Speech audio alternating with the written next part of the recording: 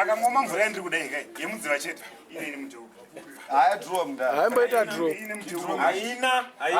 ine yakateurirwa mvura iyoyo ona mwana wako wandisi mazongoro nokatenda kutoendeko asi ngaigarire futi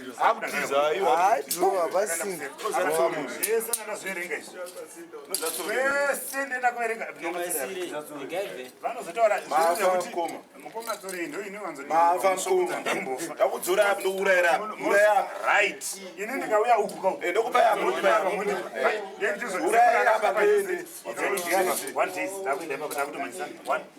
ndakabata shamu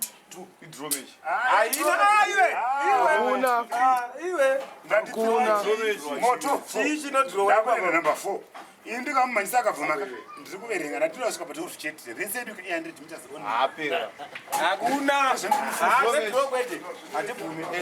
taraone kumhanya kana akufunga unori pa3/4 base kuchena ndikangosvika pa12 tambo ndikasheka pa1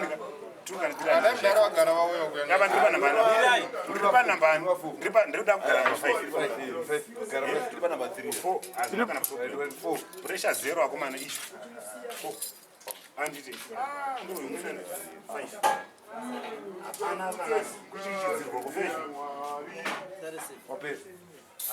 ndoda kutopera mupera enda anchitoidawo zvenyaya dzekuperedzi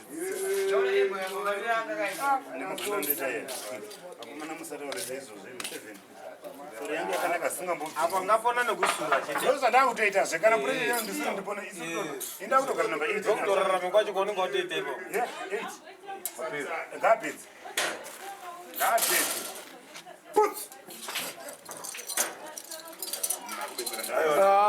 ubetserwa nani aiwa mbotser wabirirwa kana mutenda wavo wasura kurarama ndozvisi chiite nharo wapera nharo anoenda kuti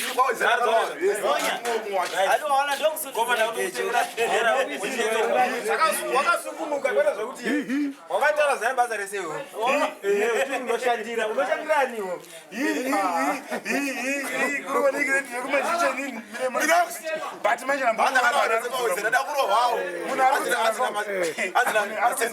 nditazomudaidza kechitunda munhu ari kudza namamukachakara fight wane yekutanga ana masendeke munhu wese apa makurowa manje pamudara mbosoro ukarohwa apa usina chaunogona sinuka ukarohwa but akatadza kundirova ndienda nezvibodzwa zviri because ndambomurova 1 akadzora kuti uti kwawedzera ndakarova vanhu vese ari kuramba chete maita munyama mungada musinotora tiri pamutambo tamborona uyu ndowandira kuti ngotaura nyamurwa no problem uyo anomhanyari mafaira but inini atizvekufasa ina ndambokwana kaiti ndakamboitira weti mutsime makatira weti mutsime ndakamutundira mutsime life ndapfurai pamugoti ndapfurai patoilet vanhu vakati muri unogoitira weti mutsime vanhu vamwakai iyo munobva kupi pamudara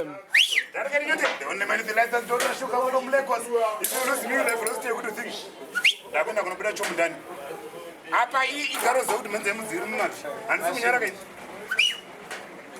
arike minyoti munomanyari masamombe senseni nyamba mombe isikadi 6 kusvika kwanobhesiya mumwe rakaturika pamusari senseni munasenseni bhobho zvakadaro zara president igame rova munhu mbodzero tira kuenda pano harovi munhu ucha 25 chii chakwanda vanhu nemapostori muno vanhu mapostori avanda kuvhura vanhu kupi ko marasta nevanhu chii chakawanda marasta avanda kuvhura vanhu handi vanhu ivavo vauri kuti vakawanda kupfuura vamwe vanhu ivavo havasi vanhu inisore ndakatomboitamba ka ine mabhobho akomana apa ndakunyara inonzi ndaiona kubata apa uya ndaiona mazina anononhepa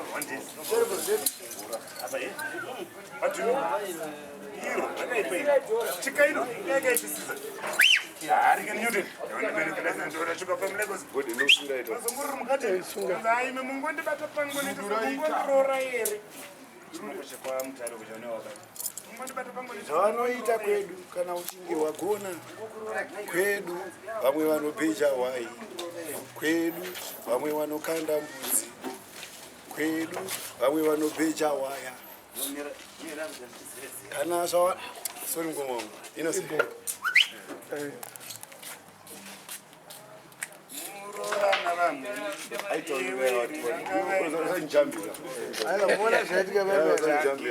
rovai vanhu mudara yompostori uriwe kupiwo musha kwako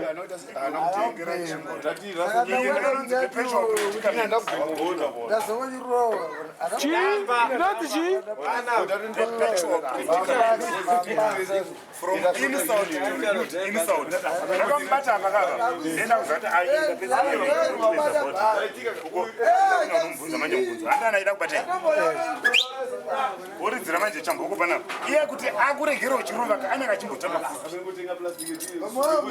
kutamba boti kwekeyakweazati nendimwe ndinodhonototamba tuyoonogona kutamba tuyomufana wangu ndomubatai pakawandisi akangoyapa ndakada unomuridzira mubvunzo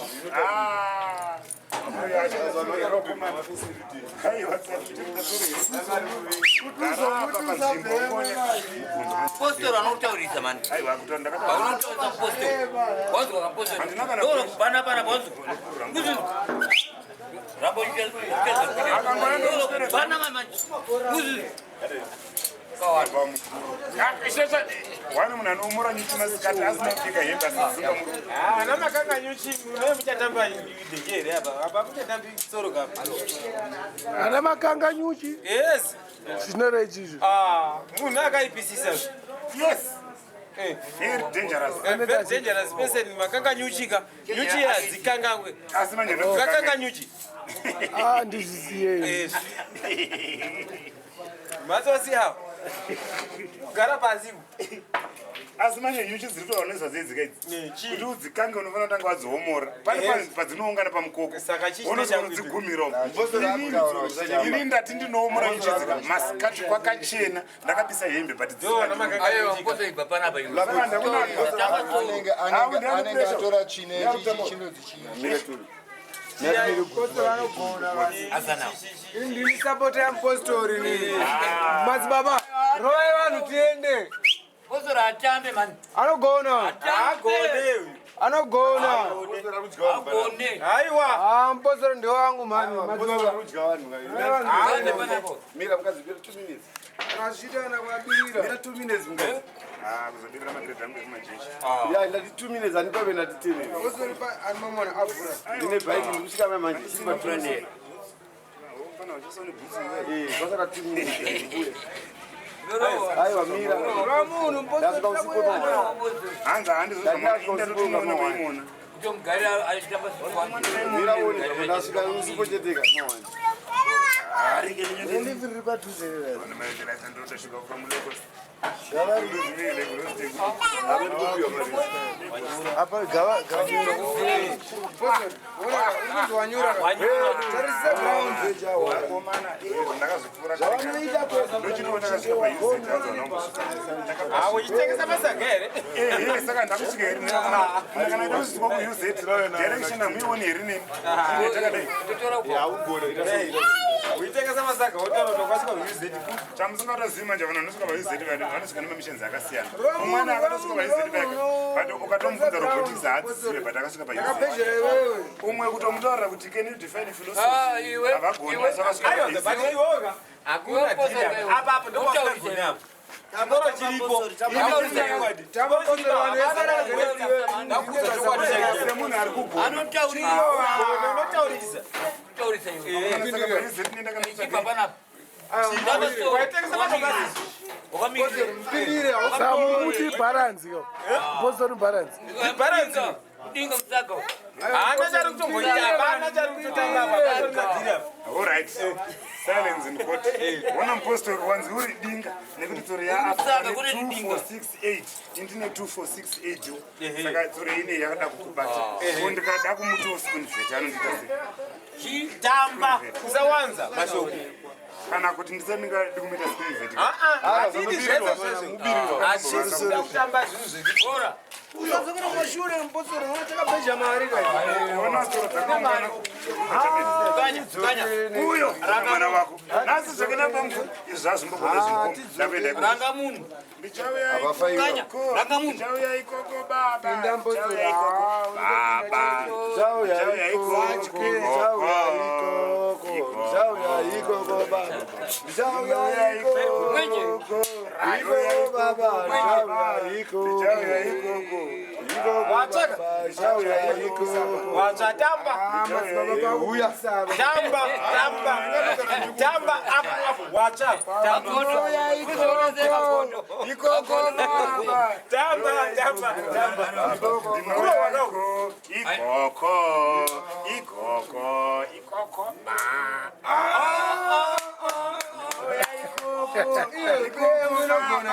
ndoya ikoko baba ndoya ikoko baba Hallelujah. How can I cross the river Jordan without a cup of coffee? baba ndoya ikoko baba ndoya ikoko ndoya ikoko Dora mnane numbi. ndoya ikoko ikoko baba Dora mnane numbi. Komanyara seko. Kotibe kunze. Vona vatsvuka. Ratsuvira ati Kana tunaria zoro ndakirwa. ndoya ikoko baba ndoya ikoko ndoya ikoko kafamba karo baba ndoya ikoko baba ndoya ikoko ndoya ikoko Idroid. zvinoremba chike Haidro. mamwe ndinaona pamakitchen mamwe ndinaona pamabhesi emibhedha iri ramutaura nderidzi is this hotel or what Haidro. ndora ndiri kubvunza kuti remba chika here feelings of inadequacy what Feelings of what? feelings of inadequacy will not stay with me for to declare the fact that this one is dead. Is dead. Never. Uraya. Never. Mashoko ari kundokadza zvisingambobvira. Nakusagona. Saka saka paizvi ndakanotsvakaipo. Paizvi ndakanotsvakaipo. Tengesa matomasi iwe. Tengesa matomasi. Extra hours. Never. Hauna. Hakuzive. Andi kubhorochero. The information you are. The information. Wakambotamba tsoro zvokuda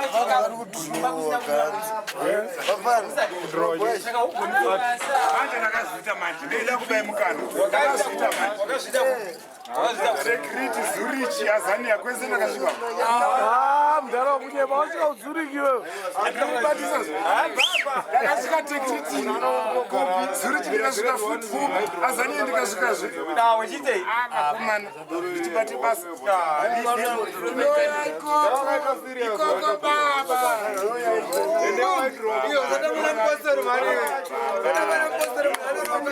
Ndana adyiwa.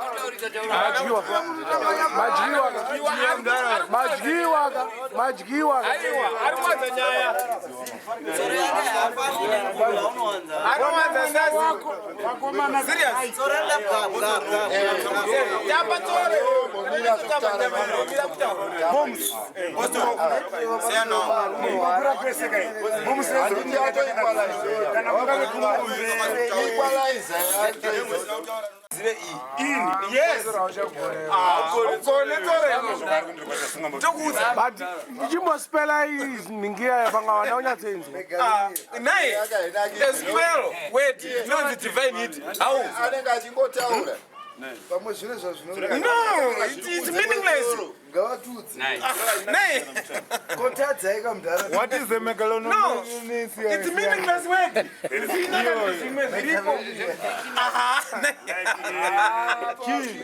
Like a lexicograph. What? Lexicograph. Right, what does that mean? A lexicograph. You see, It's a comment. no, a word in English, you can spell that word, you can do what you think, right? But otherwise, it's a meaningless word. Arina zvaroreva kungofamba. So they are not fundi. They were not what? You know a fundi. What? They are not fundi.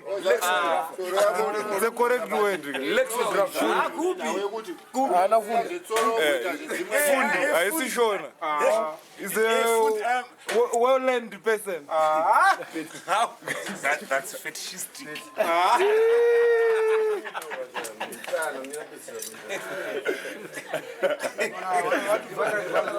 Those are going to the university. It's the psychology. Zvizhinji hazvingotaurwa zvinenge zvine ilanguage yekumwe even yana slang esatotaure zvinosanganisa malanguage Angoti Angona inozifundi. Makambobatwa mwenzwana utengesa makambani etengesa Ro, atoraba. Uite serious. waziverenga zvimapaketi zvacho. chinzi Zvakanzi hachi.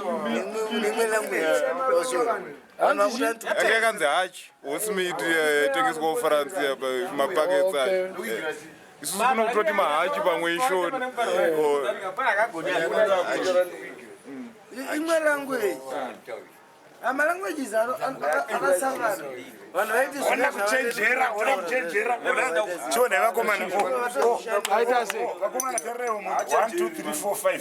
Versus 1 2 3 4 munhu andifa achida kugena utsoro dzangu. But ndakwanisa kudraw it this because I'm under pressure. You're under pressure.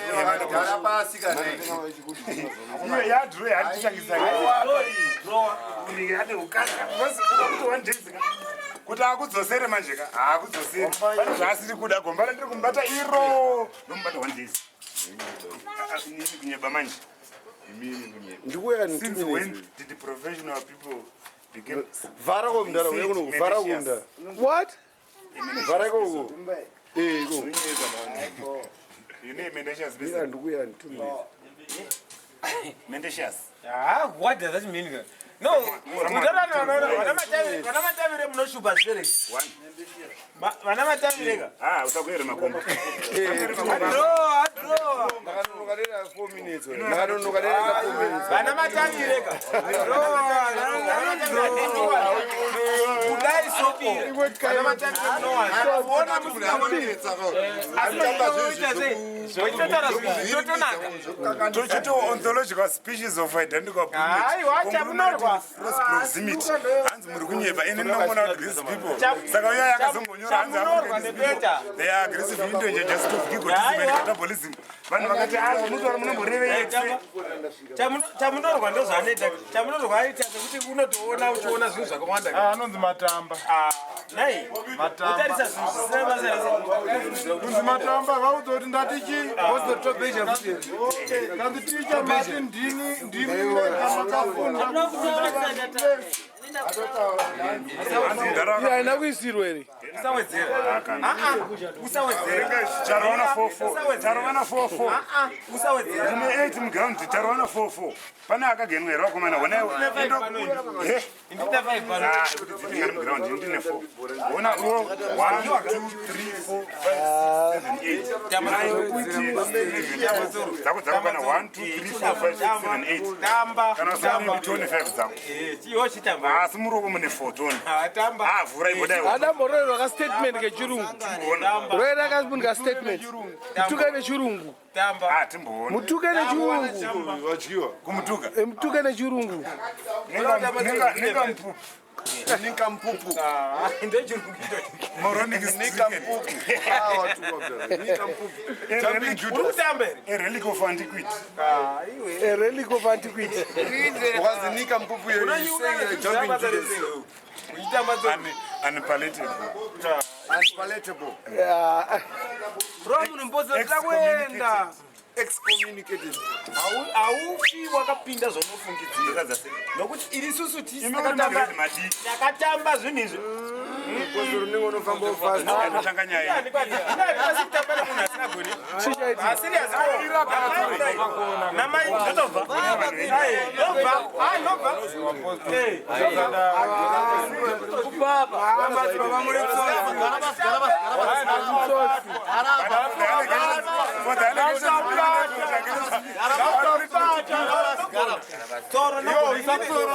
Ngaende mberi nhasi takubata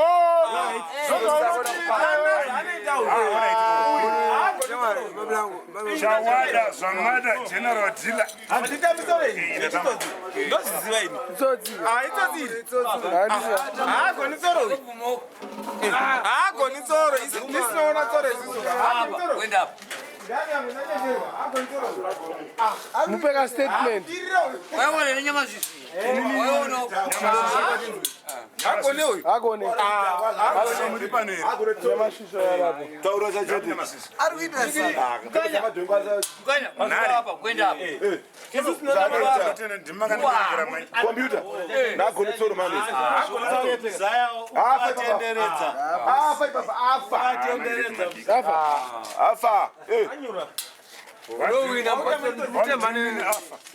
Afa.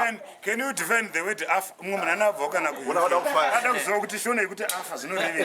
Mama kuchita kuti afa kuti afa kuti vanhu vakaonera vari kure vanonzi kona kunzi pachirungu afa.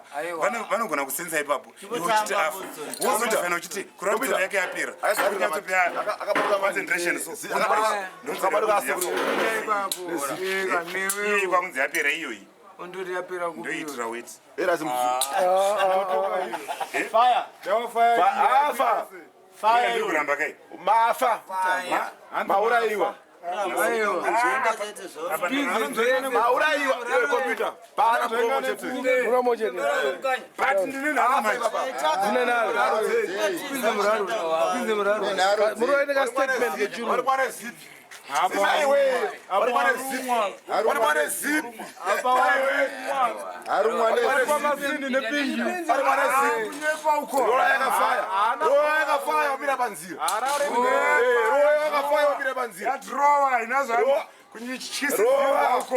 only man who lessons to the sugar from Lagos. Dari can you tell me? One. One. That didn't require Makomba. Two. Yafa. Yaurawa. Once defend afa. Vandu vanozonzi varungu vanopweka. These people, munopa munozotanga kuti kwane chirungu. Saka izvinonzi sakaiva babi. Ndakagara pano babi. Ondokamba nodanzi babangu wako onzi. Afa chii bobo. Afa we. Romu nombozo takwenda. Enda ikoko.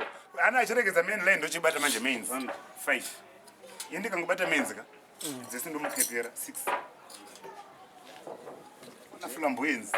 Ona flamboyance. Nare chiko flamboyance. Define flamboyance. 7. Oh, all right. I'm going to define soon or late. Ndikamuti iyane pana bomuti. Yo vadzokera kumusoro uko kuno kunotonhorera. Ozoti zvakanaka mutown. But manje ndindoda nogara number 7 kumusoro uko. Totarisa neze baba iro ndogara number 7. But kuti DB saka define flamboyance. Yes, Moses.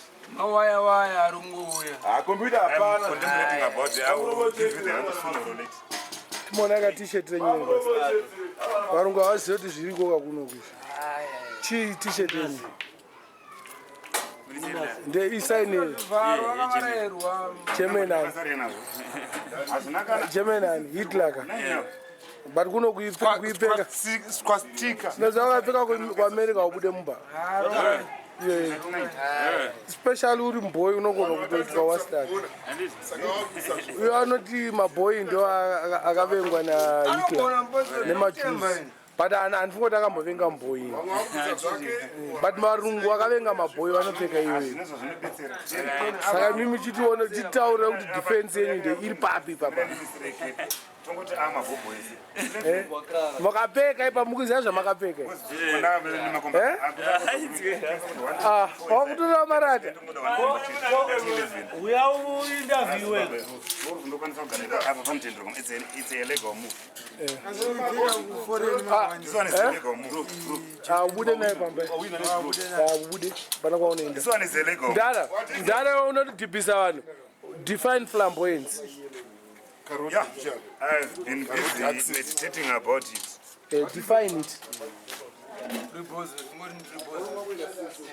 Define flamboyance. Flamboyance. When we talk in terms of being flamboyant, flamboyance is a state in which Imbomira brings kufamba dzoro ratsoro. Dakuzwa ambo define flamboyance. Ambo shaina nemamwe maword asikaiti. Ndiataura flamboyance. Define it. Flamboyance is a state in which a certain somebody reveals ostentation or becomes colorful. And ostentation is what? Ostentation is very cheap. When you are ostentatious, ostentatious. means you are colorful. Show off. No. The word show off.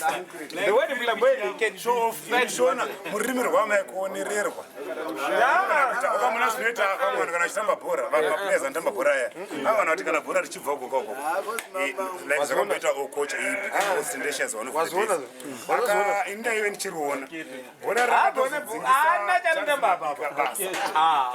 Bhora raiuya. Ndobva amhanyisana na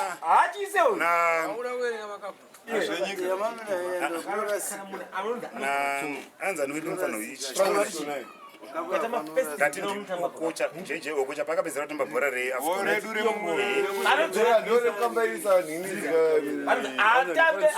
rakati bhora richibvako ndomba aribata akarisumudza bhora rake richibvako akasvikorisumudza so ndomba arisumudza neichi ndomba rita vakomana vangu achimuteera ndomba akaenda karifiti achipasa munhu angareko ndomba akuseka so achibata kumeso mandika akaramba achidzokorodza ndomba akudzokwa basa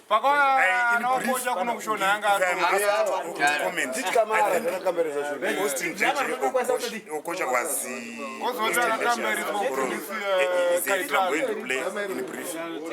zizvakaita pepa but kwawaidhira ramusina kuzotaura mati inonzi chi mengoli what megalithic megalomania megalomania spell it a megalomania is a person Staba smela spell it first spell M E U A L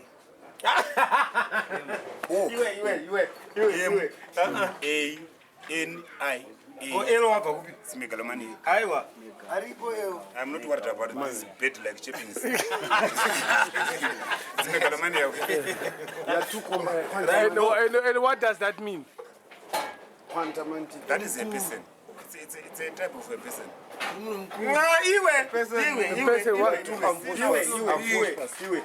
A person like who suffers from psychotic neurosis. You get me? But I'm trying my utmost to express it in simpler terms. No. You never developed the word. You are developing a person. Megalomania is an insane person. I am an English called Mago. An inspiring creator.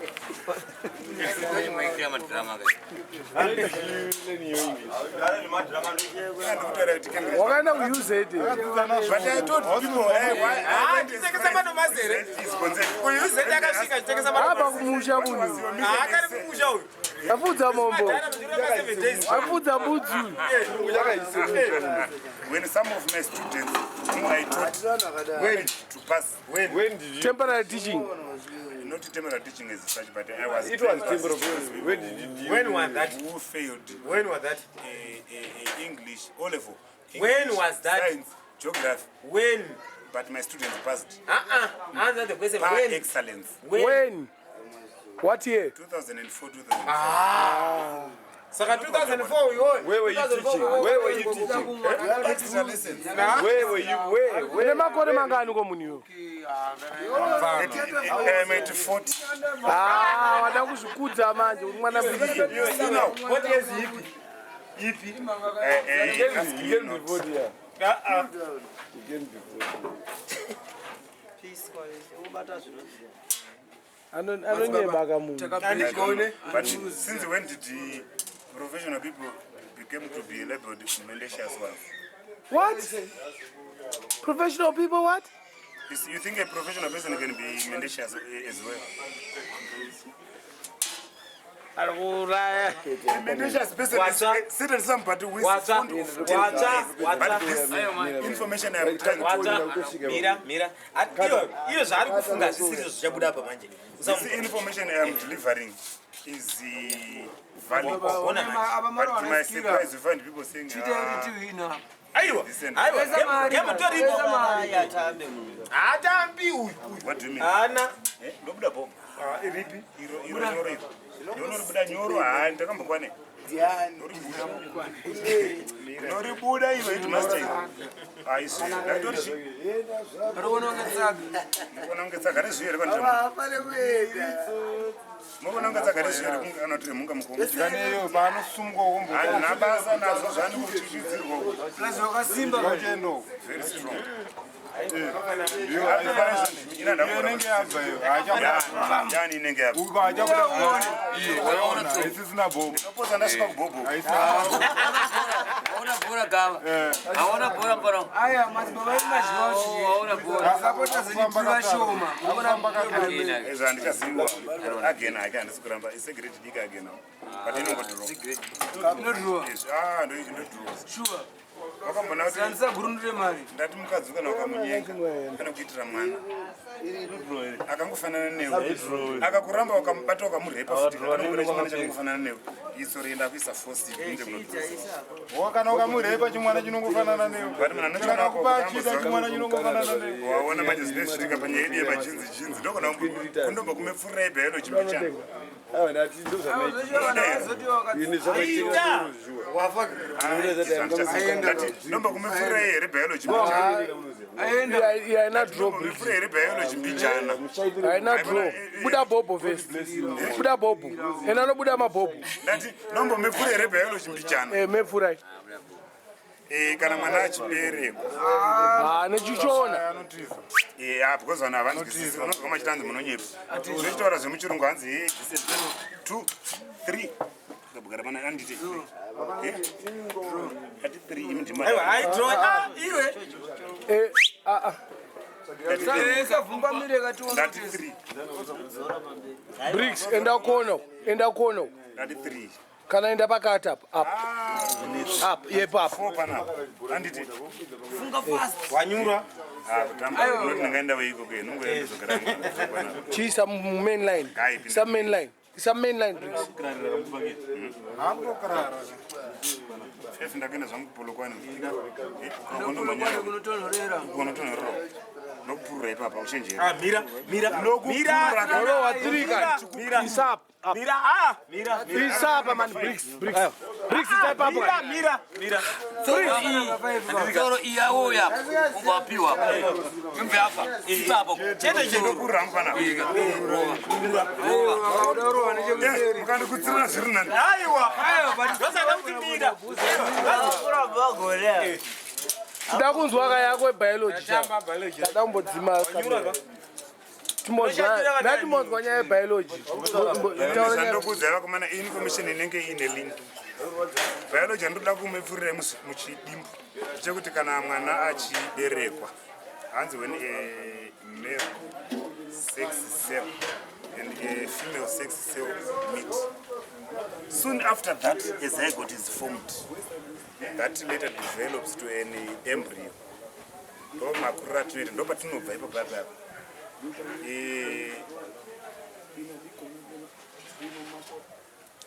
ndopara ndichikuisira muchishona because chirungu chacho chinotinetsei hayo wakaenda kuuniversity Timunetsa imini. aiwa isatinetse titinzwisisa which is a sperm Yeah. to contribute 26 chromosomes and the female sex cell also contributes 26 it's 13 chromosomes, 13 chromosomes which will make it Mind what you say too, my brother. You could be the next man you're talking. each Mind what you sex say cell too, carrying my sister. half set of One instructions. she could be the prime minister. I'm saying How? faithful Just resemblance. just All I have just said. go explain it fully. That's all I have said. When you propose romantic affairs from a lady, she gives you No. Define the word, the exactly word. it's getting lost. No. musamisa motawo zvemachromosomes Exactly word. I don't know for what. Was it? You can't even explain it somehow. No, like a lady who is being proposed. Why it? Right? Explain fully such that we can understand and get what you are saying. You want to grasp the Yeah, exactly. you want to what to grasp the concept. okay You get me right? Are we together? But in brief, if you noted any grammatical errors, I've got nothing like grammatical error. No. but wakaenda kuuniversity reo yopindurako nechirungu He never even going to school. He's somehow hayi waifudza mombe oda kuti nyebereo going to get his life. ndo vanhu vaiverenga mabhuku kumombe gava He's going to get kutaurira aina nebhuku vanga asikafudze mombe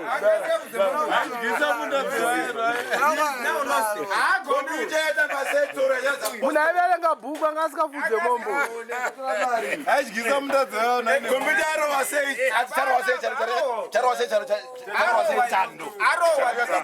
Hamba mumuti. 3 games achirova.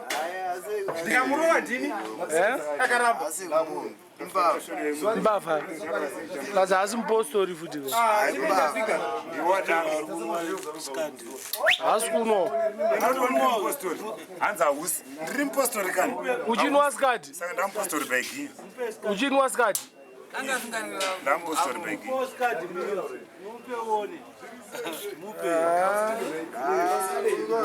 akachirova Zvese nedropu. ya dhobho ndamona achirova atonotenga Shosho manazo zvione here office. aiwa handititesa apa pamapiwa 5 rand Tarise here.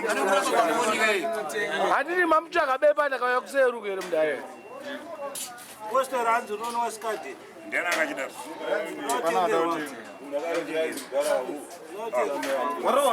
Zvikamurova ari miri. Ndobva aoneka. Ndobva ndeipano. Vasazive zvibaba apa. Munorova. maita boma postori postori chingobuda nekastatement ka bricks chingomira ambobuda nekastatement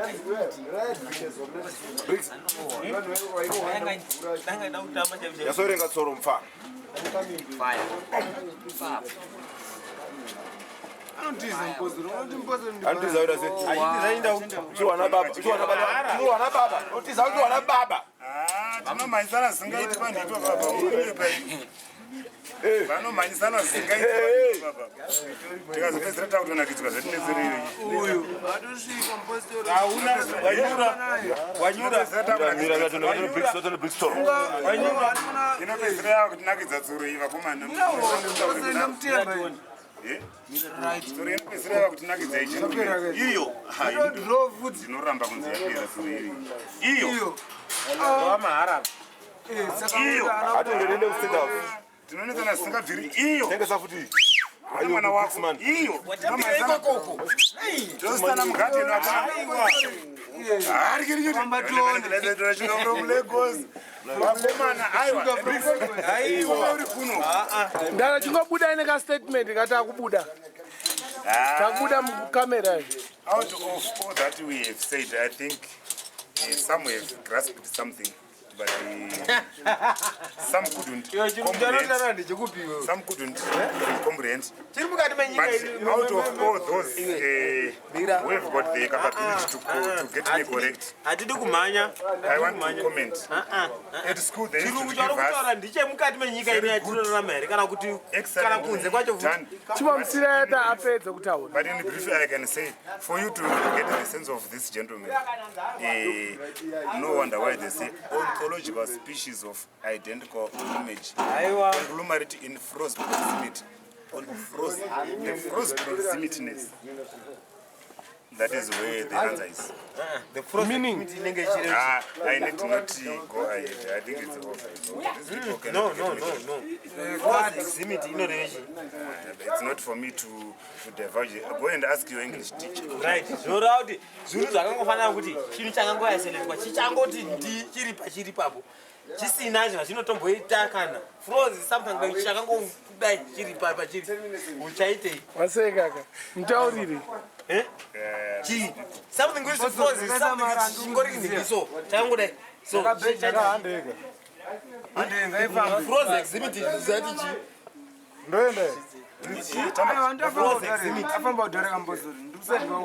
Froze what? exhibit ndozvanga uchitaura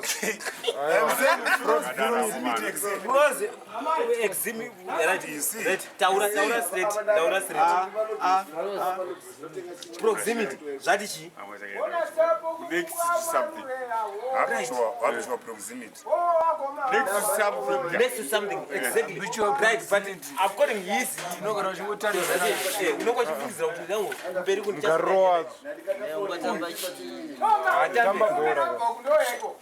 Amaita ka statement kenyu kama disable. Chikomutaurira kake ka statement kengomutuka iye nechinhu. Zvina basa yanga chikuti unofudza mombe ana basa. Ande aiwa urayatsurupa. It's okay.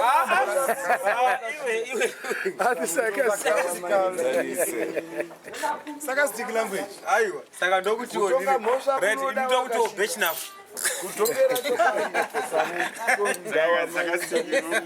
When you utter, when you somehow utter a numerous string of vulgar swear words, chakazenga chakati chino chino. Is that not sarcastic language? right ndokudi right can you spell the word bachelor It's very difficult. That's a dangerous spelling. It's just the same as what? I crossed over for that stage. right ndokubvunza inini right kana kuti inini ndokupa futi andiquick when you spell it what andiquick It's antiquity, not antiquick, my friend. No, don't correct me. That's the word Dandrubuda. Does that word exist? Yes, it's like spelling Rombazi. No, it's antiquity. And antiquity. It's antiquity, not antiquity. It's antiquity, not antiquity. No! You are now spelling it wrongly. It's the same as spelling Rombas. Yeah. You are spelling it wrongly. Rombas.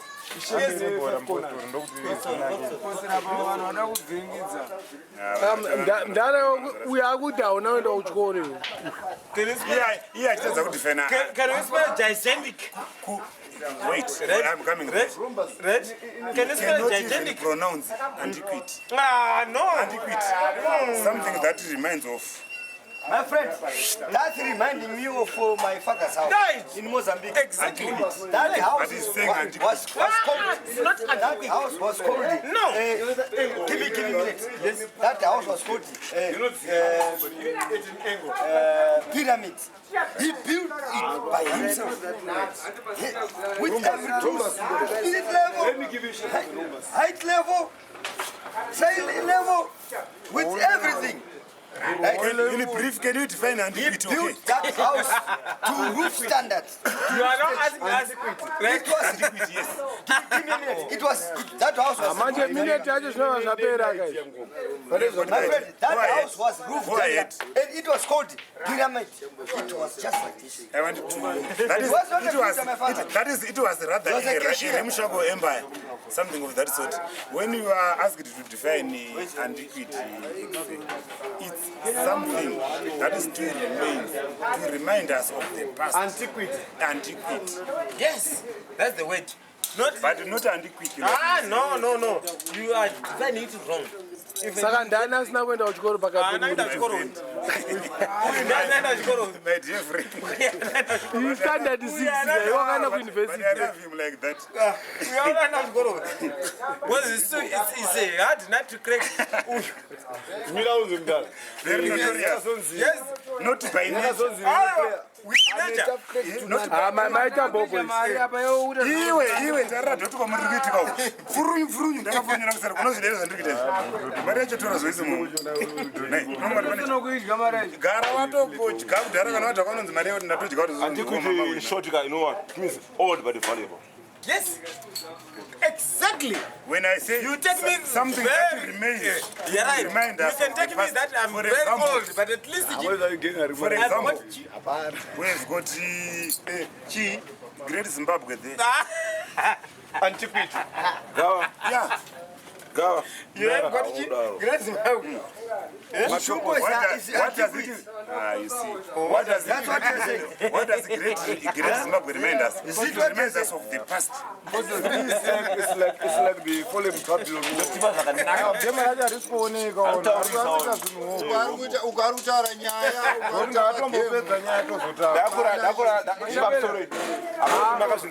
Waita bro. That people Cheka imwendi. Aridza ngoma ukachamba kwachimba. cheka mwenje wekudhara Aridza ngoma achangana. Achichiridza ngoma ukarutamba ukarikuisa. oridza ngoma ari kutamba vari kuita rudano Cheka imwendi. In brief, I think that person was egoistic. zvakwana. He's so innocent. Was not considering other people. Egoism. No. Egoist. He's a terrible guy. He's a terrible guy. Otherwise, I can say that he gives fun to all people. Amuse people. Yes. Like playing jazz and what? At Wetera Club. Yes, he can entertain when all people with all your stress and everything. He can be someone who is entertaining. So you should be more of a psychologist. Right, it's like that. It's like that. Because it's not Mubeka hivi. Mutambidzewo kutoona Ndoziva kuti chenda kwari manje vari kudisturba kaka last statement kakana kuti waka statement mwanatanga kuimba. Your statement is somehow fetishistic. Fetishistic.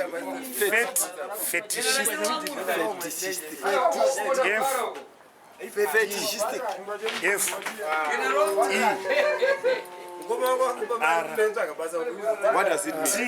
What does it mean?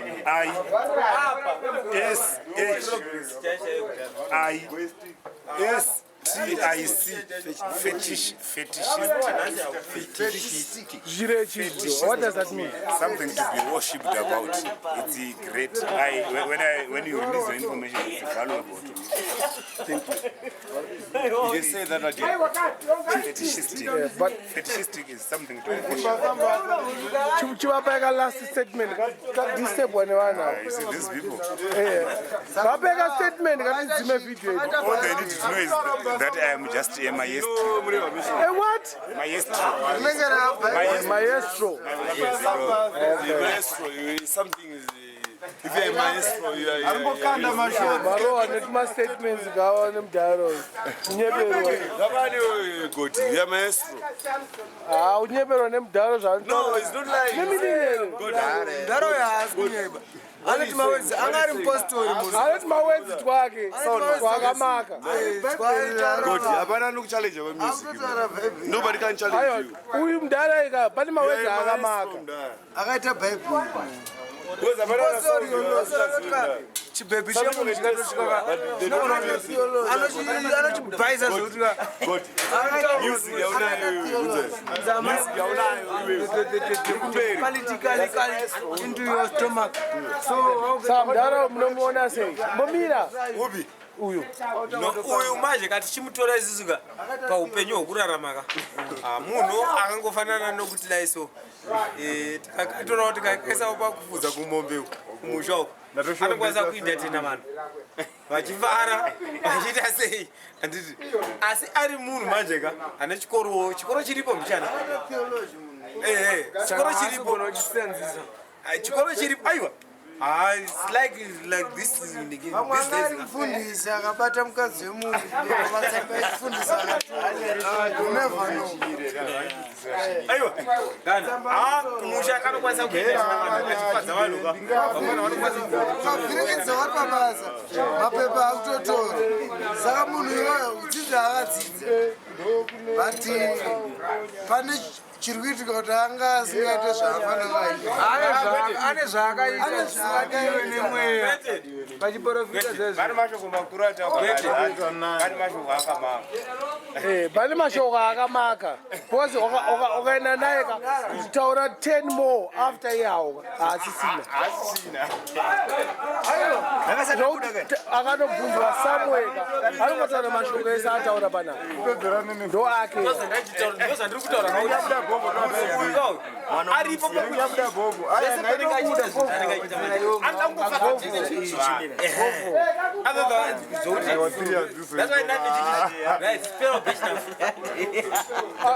Mukona rasta. Pane mawedzi anotaura even maminista akana kuita sei. explain To even say them. horoscope is trouble.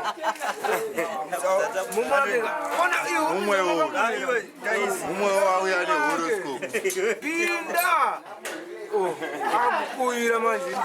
Hapana zvawaita. Horoscope this man. Ndozvauri kudaidzira vanhu here. Chingwa paka statement funga. Hello. Unofunga sei kune munhu?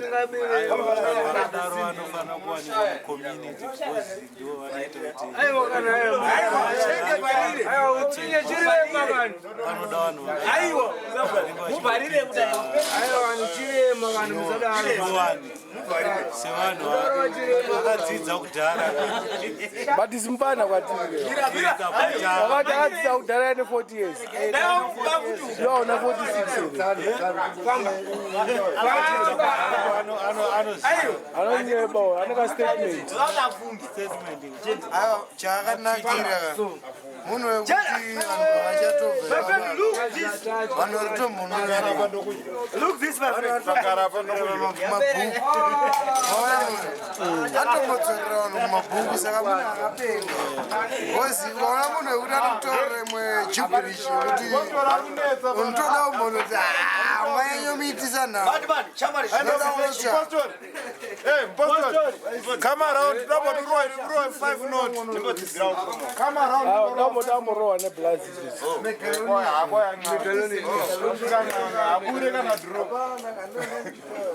Kana draw abure.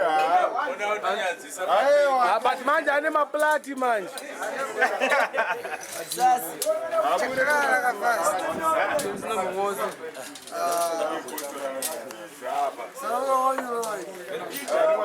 Waraona mashaka wandi.